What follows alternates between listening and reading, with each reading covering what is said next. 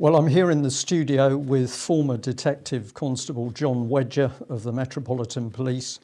And I first got to know John, we think about 7 years ago or something like that. And John and I met at an Alternative View conference put on by Ian Crane. I think it was the Heathrow event. Seems quite a long time ago, John. It was a while back, yeah. It was a while back. So a brief conversation in a quiet corner of a very busy room was on the subject of child abuse and what was happening particularly in London regarding child abuse. And at that very first meeting, John, you were able to say that in your opinion there were some very dark things going on in London. Of course, you were talking in general terms at that stage, but you were able to start to educate me at some of the things going on around children and the abuse of children in London. And then in the subsequent years, you've had a truly amazing story, because eventually you got to the point of becoming a whistleblower, not only on the abuse of children in London, but on the cover-up of that abuse. And in the interview that you did with me, an audio interview, which is already up, it's been up on the UK Column website for some months now. In that interview, you described how you became aware that children were taken out of children's homes in London. They were essentially being groomed, prostituted out. They were being given drugs to help that process. And you were disgusted to discover that this was an open secret. Children were coming out of those homes. They were going off. They were being used as child prostitutes. They were on drugs. And the authorities, who we would expect to protect those children, so the children's home itself, charities, the local authority, politicians even, and certainly the Met Police, those authorities, in your opinion, were not only not doing their job of protecting the children, they were turning a blind eye while that abuse went on. You spoke out, and the result has been a quite unbelievable attack on you by the Metropolitan Police. So we're going to say to people watching this edition of Insight, please do listen to the audio about John, because that gives you the background. You'll find that on the UK Column website.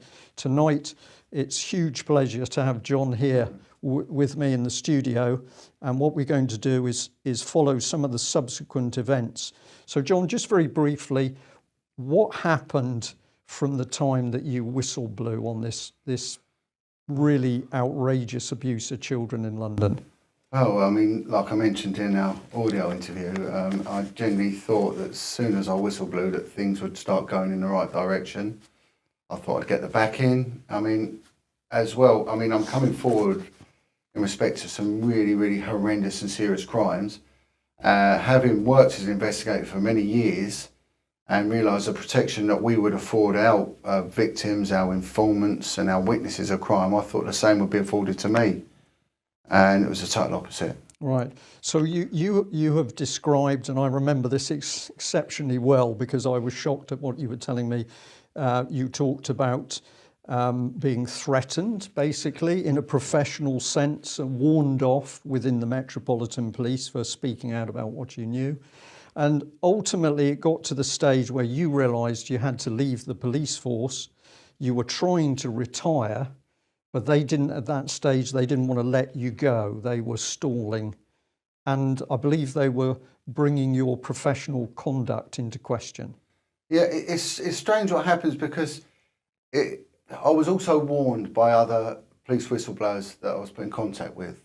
And that's namely Lenny Harper, who exposed the Haute de la Garenne, Maggie Oliver, who was the one who sort of brought forward about the Rochdale child abuse cover-ups.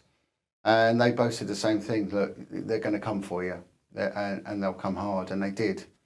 And the onslaught was just unbelievable. But what was said to me by my sort of OPQ commander at the time, and he turned around and said, you know, you're looking at, you carry on, you're looking at losing your home, your job and your children.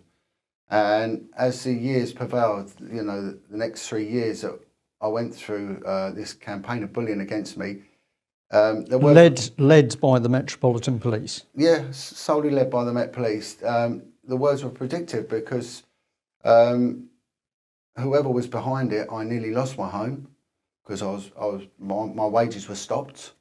They tried on 3 major occasions. Each time there was 3 offences I was accused of, which was said to me by both Maggie and Lenny, look, they'll serve you what are called gross misconduct, which each one would have caused me to lose my job, and each one would have a dual purpose. That would be an internal investigation also, would be passed to the Crown Prosecution Service. So I nearly lost my job on 9 occasions. And also, if I can elaborate at some point, that there was a campaign, because I was bringing up 4 kids on my own, to sort of undermine my role as a parent. Yeah, and you had some visits by police officers who came to your home, initially quite hostile to you, but I think on at least one occasion you were able to talk to them and say, more or less, come on, what you're trying to do to me is not right. So we're seeing 2 sides of the police. We're seeing the bullying side, and you were getting chinks of light with maybe some good guys. I need to explain what happened there. Earlier on last year, one of my children was involved in a life-changing and catastrophic accident. He was in intensive care for many, many months, and he actually died twice. On the last occasion, he was pronounced dead for 7.5 minutes.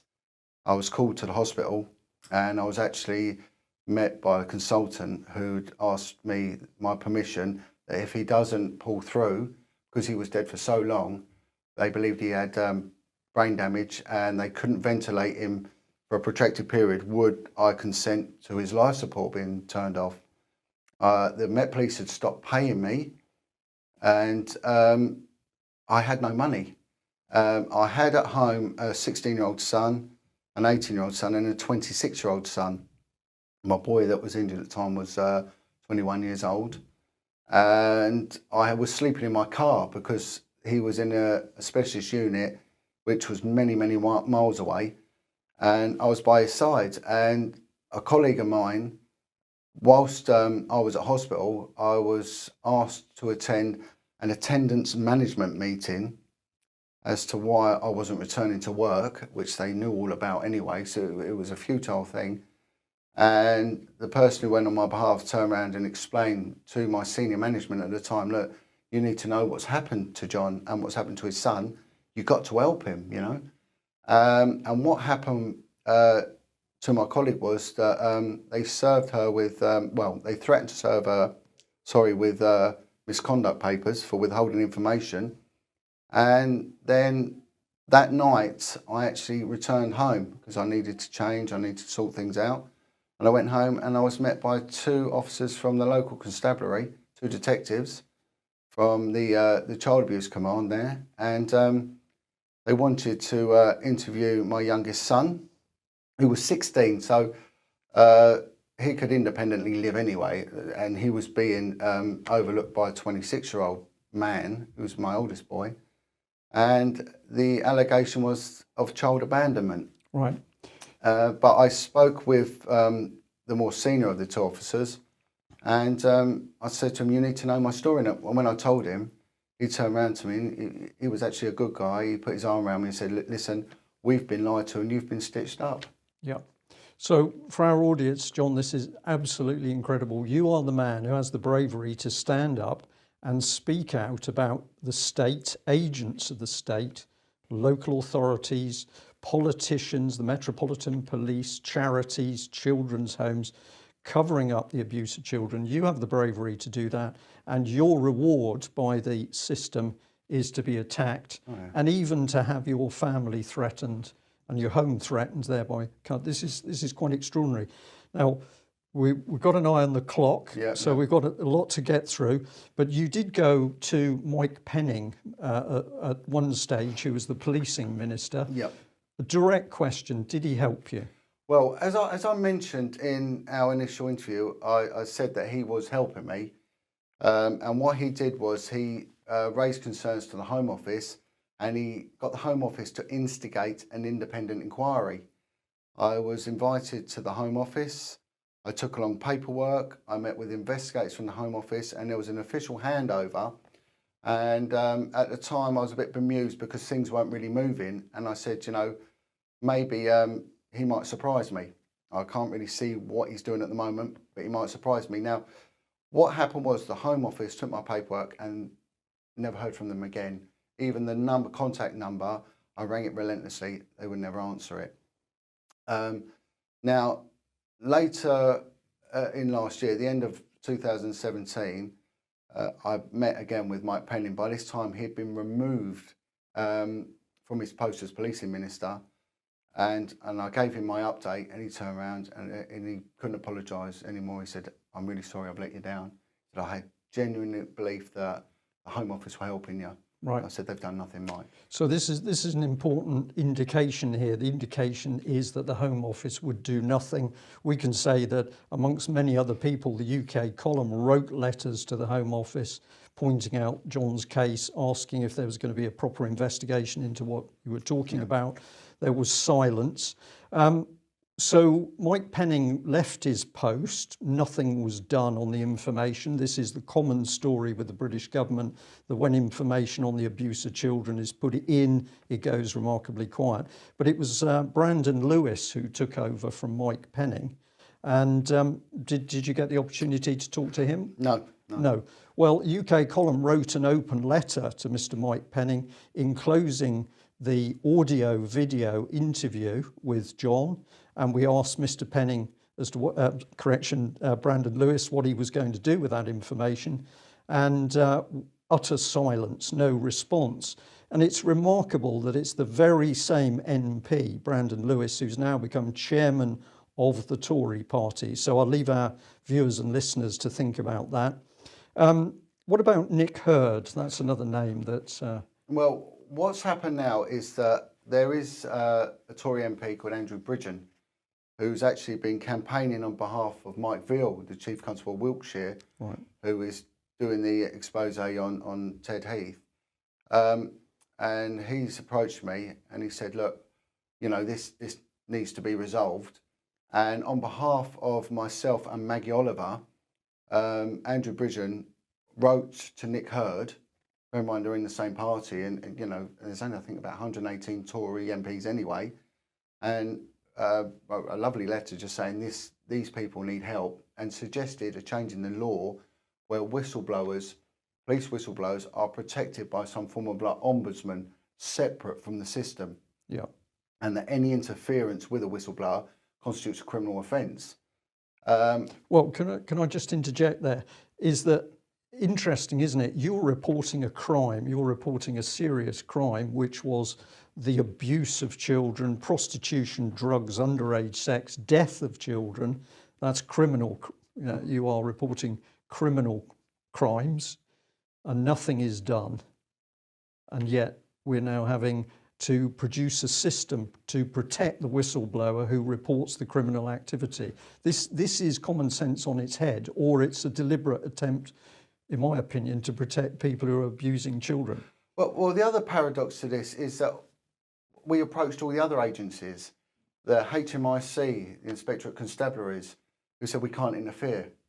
The Home Office, again, we can't interfere. And we took it as far as we could, and they said, no, it's an ongoing police investigation, we can't interfere, which is absolute nonsense, because they have interfered, you know, or interjected in numerous police investigations. Yeah. I mean, the main one to note was that, you know, the Home Office got involved with the McCann case, so did the church and everything else. Yeah. I mean, even people supporting me even wrote to Vincent Nichols, Cardinal Vincent Nichols, head of the Catholic Church, who said, I will do my best to help. Right. But again, turned around and said, I can't get involved. So there is nowhere to turn. No, there's this opaque wall of nothingness the moment these crimes get reported through. Now, we mentioned Nick Hurd. Just he's taken over as policing minister from Brandon Lewis. Is that correct? It is, yeah. Yeah. And has he done anything to date? No. No. Okay. Right. So at the moment, I believe the term is that you're being described by the police as a detrimental precedent. Yeah. Is that right? Yeah. I mean, what happened is that I was put up for early retirement. And what happens is that when you go for early retirement, they've got to go through your discipline record, everything else. So every time that I was due to be put forward before the pensions agency, the Police Pensions Authority, I was served with gross misconduct papers, which means that has to be investigated. And each one could take 2 years. So bear in mind, I'm on no money. I cannot be pensioned off because I keep getting served with papers. Right. And in the end, I've got a report that's come back from the Crown Prosecution Service, who have turned around and officially stated that John Wedger's mitigation is so powerful, we could never successfully prosecute him. Even the CPS are on my, really the inference there is, what's going on. Well, the inference there for me is if the CPS, if they say that, they're actually confirming the accuracy and the validity, the power of your testimony about what was happening with the children in the first place. So originally, this is my description, as a policeman who was brave enough to whistleblow on the abuse of children, the system, that's the political system, the police system, the wider establishment system, puts you in the gutter and kicks you. Oh, yeah. We then got to the stage where the UK column did the audio interview with you. That went everywhere. Yeah. Just in a couple of sentences, did that make a difference for you? Yeah, it did. I mean, what I was told by both Lenny and Maggie, that they will come for you, and one of the safety nets you're going to get is the press. And immediately after the interview, I was met by a senior officer who gave me words of advice about talking to the press, said we will not take it any further, and bizarrely enough gave me the operating practices, and what he said, that actually we can't stop you talking to the press. That's what it said to me. But words of advice, you could hinder the criminal investigation. Yeah, so this is twisting everything round now. So this was back in, I don't know, this was back about September. It wasn't shortly after anyway, I'm getting my timeline a bit mixed up. Shortly after the interview I did with yourself, and it was resolved. However, a few months later, I got served with gross misconduct papers for talking to the UK column. Yeah. So they had 2 bites of the cherry with this. Right, but ultimately, it's done the job because you've now managed to leave the police. You've retired from the police. Well, my response to it was that, if you're going to prosecute me, and I actually wrote an open letter to the Commissioner and said, prosecute me. I will refuse to accept a magistrate's court, put me before a Crown Court, because I've got the truth. Yeah. And the public response was unanimous in my favour. Yeah, that's excellent. Right, now, I'll just finish on this bit. I've got a piece of paper in front of me, which is notice of alleged breach of the standards of professional behaviour. I find this a remarkable document. Basically, the Metropolitan Police was saying to you, or whatever date this paper is, that your conduct was almost bringing them into disrepute. You are the man that reports the crime. You are the man that tries to protect the children. And then the police, total policing, it says, with the Metropolitan Police logo, try and turn around and say that you are the person breaching their standards. But what the whole case shows is that the standards of the Metropolitan Police is to cover up the abuse of children and to threaten and harass, because that's the correct description, the police officer brave enough to whistleblow. It's quite an incredible story, John. What can we say that's positive? You went and went to an organisation called the Lay Community and gave a talk. Yeah, I just mean, very quickly, what happened there? If I've gone to that, I was approached by a man called Chris Lambriano, and Chris Lambriano gained notoriety back in the late 60s because he was sentenced to a long-term imprisonment with the Cray twins for the murder of Jack the Hackman Vitti. Anyway, he's a reformed gangster, really, and he's a committed Christian. He now dedicates his time helping victims of abuse by working for the Lay Community, which is a drug and alcohol rehabilitation centre in Oxford. I was invited along to talk to the residents. I went along, and there was concerns actually for my safety because every single resident turned up. It's a residential rehab centre, and there were people there that had served time for murder, torture, kidnap, very, very damaged people with a history of a lot of violence behind them. And I gave a talk, and it was just unbelievable. The compassion and the backing I got from them. I got a standing ovation, and at the end of it, people coming up and hugging me and thanking me for what we did, what I'd done, you see. And am I right in saying that a lot of this is because these are hardened criminals, but they were seeing what was clearly a straight policeman in front of them? Is that what did it? Yeah, and it was the fact that they knew that there was someone fighting for them. Yeah. And bear in mind, when we look at our justice system, the recidivism rate is like 75 to 80%. And when you look at how many of them have been in the care system or been the victims of abuse, whether it be sexual, violent abuse or whatever, it's staggering. Yeah. And it all comes down to the abuse of children. And it's this repeating cycle, and they're just failing to address it. But when they knew that there were, I mean, I'm not alone, and this one thing that this has shown me is that I'm far from alone. I mean, the coppers that are coming forward to me and have experienced the same level of bullying, they're just hemorrhaging. They're coming from all over the place. And are there other police coming out with information now about the abuse of children? It is absolutely staggering. I mean, my focus is mainly on whistleblowers, police whistleblowers in respect to child abuse. There's one or two side issues that come into me, but what is apparent is, like I said on the first interview with you, there's an algorithm of bullying. Yeah. And it's exactly the same. It doesn't matter whether they come from Avon and Somerset, whether they come from Strathclyde or the West Mids or whatever. It's exactly the same campaign of bullying. Right. If I try to rationalise that, why this should be, if I try and say what would cause such a thing, what I come down to is that you have an organisation, the police in its various districts, and they are covering something up. There's a sense of fear in the management. If you get a little bit above your station, you've got to be squashed because you could be dangerous. And the thing that you've pointed out is that if you take one crime that would bring large parts of the police or the establishment down, it's got to be the abuse of children. Oh, it is. So it's fear factor, I think, is part of this. This is a common denominator with all of it. What would you say to encourage other policemen and women who are perhaps seeing things but don't know whether to speak out? What would you say to them? I'm glad you've asked me this, because I get asked this as well. And what was said to me is that John, people are frightened. This has come from other coppers, said, look, people are frightened. Now, firstly, as a police officer, you take an oath, and your oath is that you act without fear or favour.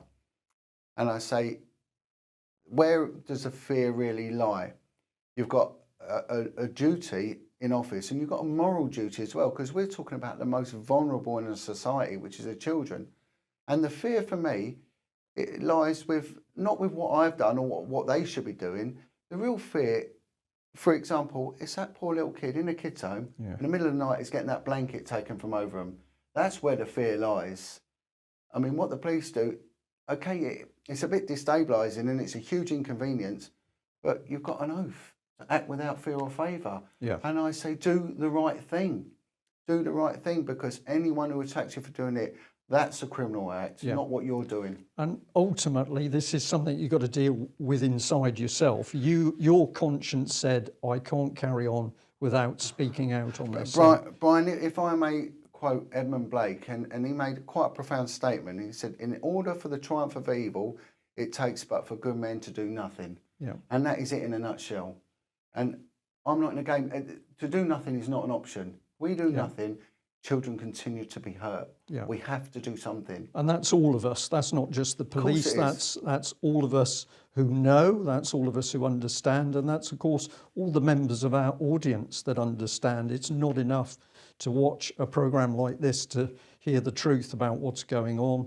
If you know what's going on but you fail to act, you've become part of the problem. This is a festering wound that needs to be exposed to the light. Yeah. And that's what it needs. And in standing up and saying something, that's what you're doing. Right. Now, we want to just mention a few people. Firstly, I would like to mention Melanie Shaw, very brave child abuse survivor who is now locked up in prison, doesn't know what her sentence is. She's spent well over 18 months in solitary confinement.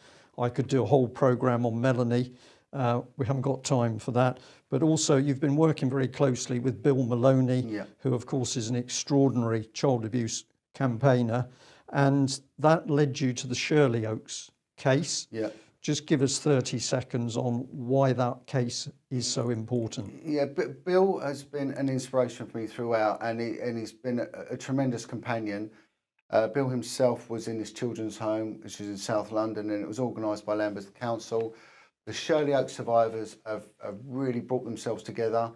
They're being coordinated by a very brave man called Ray Stevens, and they are now taking on Lambeth Council, really. And what they're doing is taking this into the judicial process to get the justice they all deserve. Right. You know? And what they're doing is tremendous. And this goes to show that when people do stand up for what's right and do get together and get organised, they can move mountains. Right, well, that's the statement, isn't it? You want to do something about this, you've got to start working together. We know that people fall out, people have differences of opinion, people have different styles, but if we're to get to grips with this, you've got to forget all of that, concentrate on the children themselves. Brian, the support I've got from fellow whistleblowers has been brilliant, really brilliant. And the support I've got from what in the police terms would have been the them and us, the enemy, the criminals, has been equally as heartwarming. Right. You know, I have had just support from across the field, and whistleblowers are similar to victims and survivors in that when you stand up, you stand alone, and we shouldn't be standing alone. We should all be getting together. Right, excellent. Now, I'm just going to mention that we've got another initiative north of the border, so in Scotland, Fresh Start, which is ordinary people saying, well, if the state isn't going to do a proper investigation into child abuse, we're going to do it. You can have a look for that on the internet, but that's a very, very important campaign because it means ordinary people are going to do the investigation, they're going to collect the evidence, and then that evidence is going to be put into the system, and they're going to be monitoring what the prosecution system does. So I think we'll be hearing a lot more on that. So, John, many people contacted the column once we put out that audio interview. Many people contacted us. They wanted to help. People sent money for you. People sent in letters. Yeah. How did that make you feel when you could see public support? It broke my heart. It was fantastic. Honest to God. I mean, the people that should have been helping me attacked me, and then I couldn't pay my bills, I couldn't do anything, and the support I got kept me alive, kept my family alive. And I have to say to everyone that contributed and all the well-meaning, it meant so much, and thank you so much. And I'm organising with Bill and a few others a campaign walk. We're going to be walking from London to Manchester, and we're going to try and raise funds to do it, but it's to raise awareness about the cover-ups, protect the whistleblowers, and support for the victims and survivors. Right. So obviously UK Column is going to get behind that and support you, but we're going to say to our audience, we need your support and assistance. This is raising proper awareness of what's going on. And of course, the more public support John Wedger gets, the more likelihood it will be that other police whistleblowers will come forward, I think. And politicians are coming up as well and helping, you know, and we really are moving forward. Right. You know. We know a lot of viewers and listeners want good news. Yeah. You're giving us good news within this interview. Without a doubt. Are you seriously saying that we're at a point where, are we at a turning point? Oh, massively. Right. No two ways about it, massively. And at the end of the day, those that are part of the machine to cover it up, they know what they are doing. And those that have done the crimes, they know exactly what they're doing. And we've got truth and decency on our side, and we shouldn't fear them. We shouldn't. No. However, it's a war of attrition, and they've got the money and the manpower to see this through. Right. Unfortunately, too many whistleblowers do give up, and I say just don't give up. But we've got the truth, and we've got millions of good people. That's what we need to activate. Let's just end on one little point. Say as much or as little as you like, but I understand as a result of the interview and your public profile that you've recently been contacted by an organisation that is again saying that they've got children who've been abused are coming forward for help. And I think tomorrow or fairly shortly, you're going to be meeting up, including with an abuse survivor. Is that correct? Yeah. I mean, there's a lot of victims, and funny enough, there's a lot of church groups and things like that. Again, people come to them. There was one woman went into a church, went up to the priest, and she'd heard the interview I did with yourself, and she asked the priest to try and locate me and just to say thank you, because she'd gone through it, and she broke down in tears and cried and said, Yeah. I didn't realise there were people helping. And I'm being asked to give presentations to all manner of groups, and it really is just to sort of highlight what we're doing and try and offer the right help, you know, where we can. Excellent. John, I'm going to say thank you so much for coming into the studio. No, well, thank you, and thank everyone that helped me, because it really I cannot thank you enough. And also the people that sort of supported Bill and myself, like Darren and Tony, some really good people. And without them, none of this would have happened. Excellent. Well, there you are. That's the update from very brave policeman John Wedger. What a indication of the state of this nation, that the government and its agencies are prepared to cover up the abuse of children, because clearly that abuse was too close to the political and the establishment seat of power. Welcome to Britain 2018 under Conservative Prime Minister Theresa May. Thank you for joining us. Thank you.